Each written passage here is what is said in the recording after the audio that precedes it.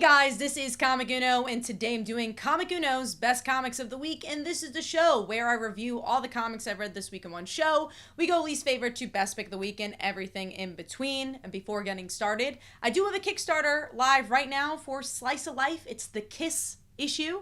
So it's about an anime character that comes to life and falls in love with a high school cheerleader. So hopefully you guys could go check that out. And also at the end of the video, we talk about the viewer's pick of the week. So be sure to mention your pick of the week for a chance to be featured on the episode.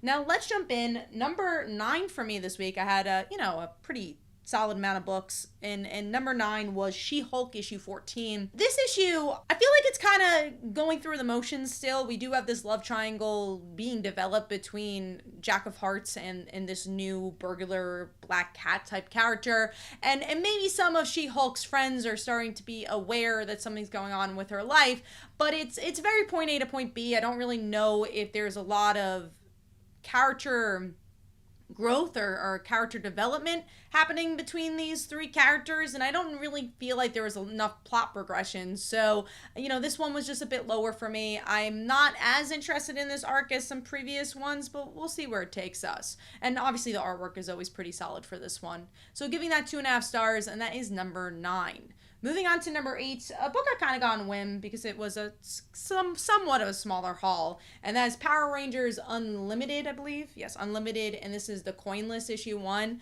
I never can get into these Unlimited books. There's some I'll get, like I enjoy the Coinless universe. I love the Ranger Slayer character, so I'm like, all right, let me give this one a shot, but they're never too connected to the main series, or at least enough where I'm like, you have to get this one shot. And I feel like it's also another series that kind of goes with the motions just to kind of tell this Elseworld story without feeling like it has a bigger picture, bigger place in this Power Rangers franchise and lineup. So I kind of felt the same way here, where it's like, oh, cool, we're visiting these characters again, but I don't know if there was that oomph I was looking forward to or for with the art or the storytelling.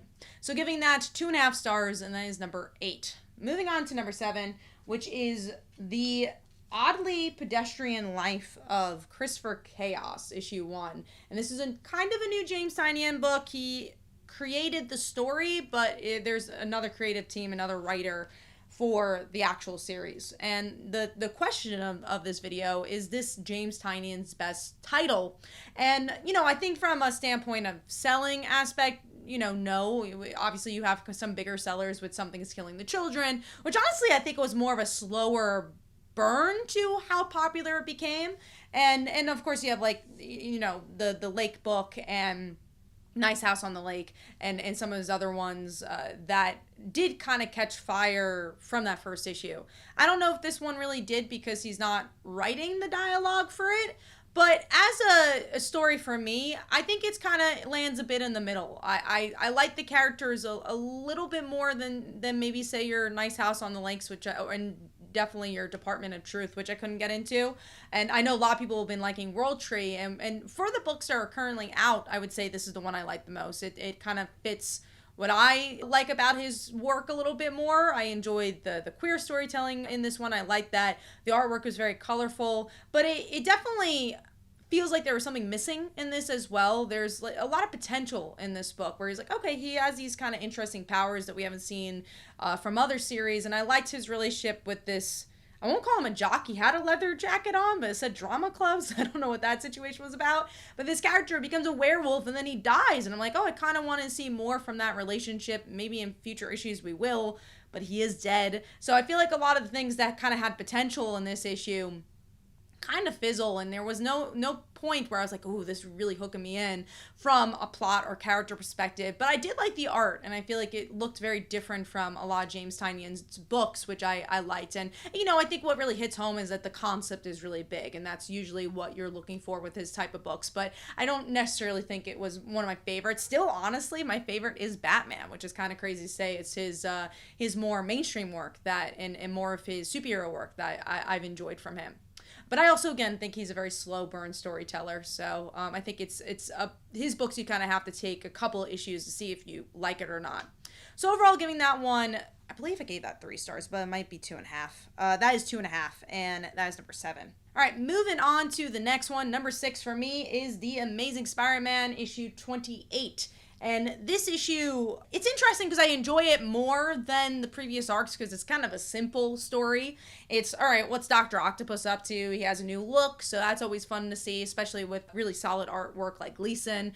But then there's other aspects that feel very familiar to this series where you're like, does that quite make sense for that character? Is that really a very thought-provoking side of this character's motives? And that's J. Jonah Jameson, where he's like crying over the tentacles of Dr. Octopus saying, save them. I'm like, is that really in character for him? They kind of try to explain it away, but it doesn't quite work. And it's kind of your run-of-the-mill Spider-Man story. There's nothing too shocking in it, but also I feel like because it's your run-of-the-mill Spider-Man story, it also feels a little bit more satisfying. So overall, giving that one 3 stars, and that is number 6. Moving on to number 4, which is Vanish we're up to number 5, which is Vanish issue 8. And this issue, I liked towards the end, because the beginning is very much like, this is the mythos building that we're taking with this main character. But then when the wife shows up, you kind of get more of, oh, this is a choice, where he has to choose between kind of this inner demon or his family, his life, and he chooses, I just don't want to choose at all, and he kind of vanishes. And you feel like there's definitely a deeper storytelling about mental health and people in general within that. And I think it really picks up towards the end, but then you're also like, oh man, what's going to happen next? Because it kind of abruptly ends without saying it's going to return in 3 months or whatever, where we get to see an 18-month time jump as well. And you're like, oh man, is this going to be a series where you got to wait a year for the next issue? But overall, I liked it. I think it was a satisfying enough ending to this volume, and I'm curious to see where the series goes and when we're going to get it back. And I definitely think it sets up for a pretty interesting story, especially with that time jump. And I'm actually pretty shocked they've done a time jump so quickly in the series. We're only up to issue 6. So giving that 3.5 stars, and that is I gave that 3 stars, and that's number 5.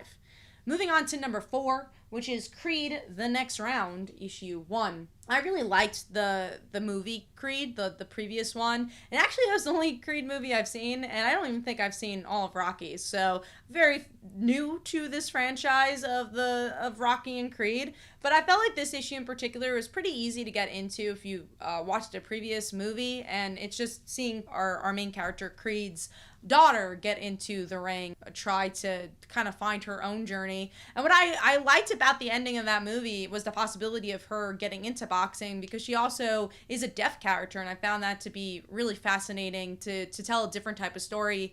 And I think they did a pretty good job, especially with the lettering in this, to showcase her, to showcase that. And I thought this issue was pretty solid. I liked it. There wasn't anything that blew my mind saying, oh my god, gotta get this next issue. And maybe that's just my connection to the franchise, but definitely gave me enough to want to pick up that next issue and see where the series goes. And I like a good sports story, and the artwork is pretty solid for the most part, especially trying to show the likeness of the actors, where I feel like they focused a lot on that. There might have been some times where the book's a little bit cluttered in that regard, but overall it's pretty solid artwork. So giving that 3.5 stars, and that is number 4. Moving on to number 3, which is Green Arrow, issue 3, I believe we're up to. This is a solid one. It's kind of, you do get some information in this one. I will say I'm not a huge fan of the Legion of Superheroes, so in that regard, I'm like, okay, I could skip that. But there's definitely some good progression where we get to finally find out why Green Arrow doesn't want to be with his family. He's kind of been running away. He definitely has a quick turnaround where he's like, yeah, I guess Harper is right. Let's just go back. And I was like, all right, that felt a little quick. But I like the moments between the two Peacemakers and Green Arrow's family, Roy and Black Canary. I like the ending a lot. We got to see Parallax. I'm like, oh, that's been a while since we've seen that character, and there's a lot of connections to him with Green Arrow, because Green Arrow and Green Lantern had a lot of crossover. So overall, it was a pretty solid issue. I don't know if it blew me out of the water, but it was a good issue to progress the story. And I'm just enjoying this series a lot, and I like these characters a lot. So giving that 3.5 stars, and that is number 3. Moving on to number 2, which is Local Man, issue 5.